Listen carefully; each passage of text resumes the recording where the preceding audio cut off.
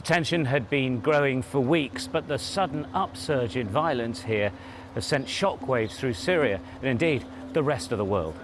Over 1,000 Syrians have died in clashes and killings in the northwest of the country.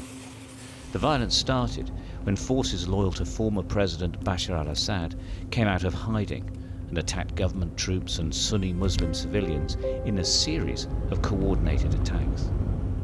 Well, the government points out that it was Assad loyalists drawn from the Alawite community who carried out attacks on checkpoints like this in Jabla that had been previously calm.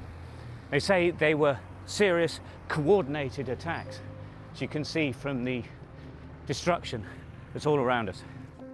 In the ensuing battle, civilians in Alawite communities were targeted in revenge killings. Hundreds were killed, and thousands are now hiding in and around a Russian military base in the Latakia region, something we've been able to witness for ourselves.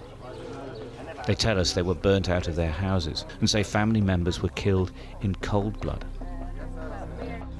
Well, it's from this Russian airbase that Bashar al-Assad escaped Syria and flew to Moscow. Now, though, it's home, or the Russians at least allowed in between 9,000 and 10,000 Alawites after violence swept this part of the country. Now, this is the worst bit of violence Syria has seen since the revolution in December. The Alawites say they want international security. The new government says they will provide the security. As people here try to return to their lives, President Ahmed al-Shara says his government will carry out a thorough investigation into the killings, vowing to stop the violence, though it won't be easy. Well, any trust that had existed between the Sunni and Alawite communities has now completely disintegrated.